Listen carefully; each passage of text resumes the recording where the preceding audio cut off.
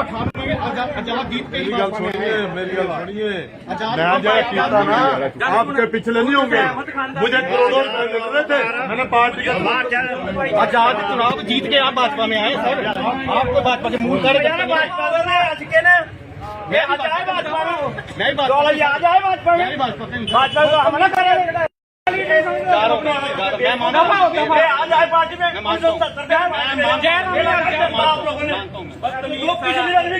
Sir मेरे घर भाई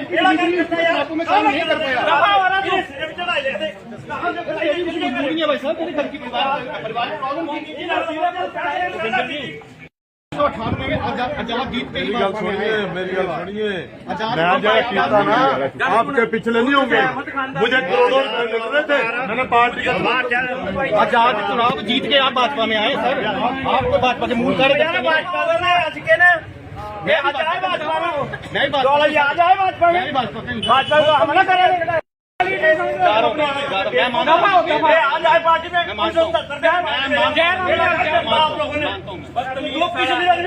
सर मेरे घर भाई साहब मेरे घर की परिवार। देखिए कि जब विधानसभा के चुनाव हुए तो मैं अपने पारिवारिक कारणों के तो चुनावों में मैं अपना समय नहीं दे पाया, क्योंकि मेरे घर बेटी हुई थी और चुनावों के दौरान ही हुई थी। तो मैं 15-20 दिन अपने घर पे अपने पारिवारिक कारणों से अपने घर पे रहा। तो इन्होंने पूरा इल्जाम जो अपने चुनाव के हारने का कारण जो मेरे सर पे डाल दिया है। कह रहे हैं कि आपकी वजह से हम देहरा विधानसभा में चुनाव हारे हैं। यदि मैं इतना स्ट्रांग हूं और ये कमजोर है तो भाजपा को मुझे ही टिकट दे देना चाहिए था।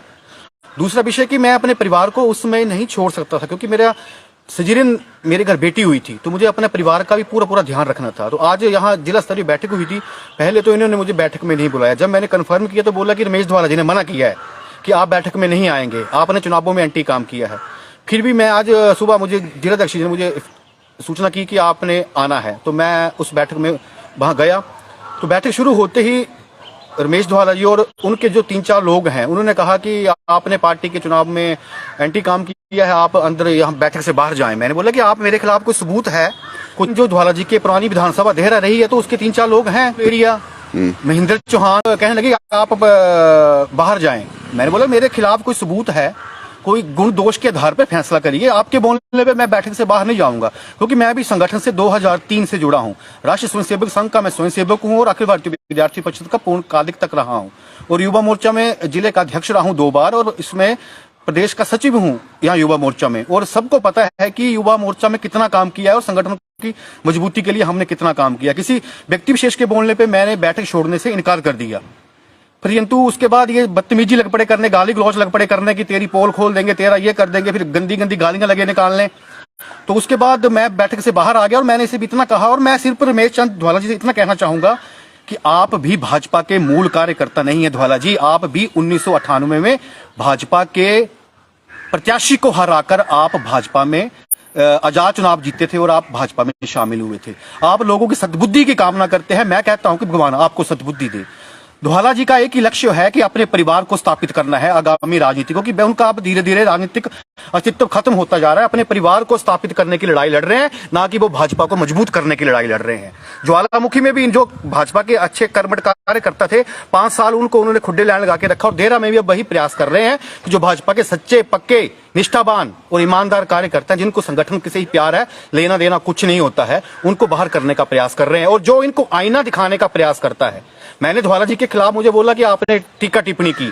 चुनावों के समय मैं अपने परिवार में व्यस्त था, क्योंकि मेरी वाइफ की डिलीवरी हुई थी।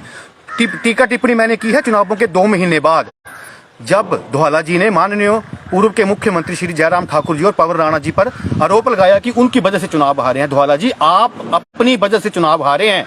जो आप हमेशा भैंस पाड़ी जी बोलते, मैं अगवाची ये टिचकोड़ियां सुनानियां, चुटकुले सुनाने, गप्पा सुनानियां, और आगे से कोई आपसे प्रश्न पूछ ले तो आपकी सिट्टी बिट्टी गोल हो जाती। धवाला जी, यदि आपने चुनाव हारे हैं तो अपनी वजह से हारे हैं। उल्टा आपने 98 में पार्टी के प्रत्याशी के तो अंगेश चुनाव लड़ा, उसके बाद आप यहाँ विधायक बने। 2 बार आपको पार्टी ने, संगठन ने मंत्री बनाया, 1 बार आपको चेयरमैन बनाया।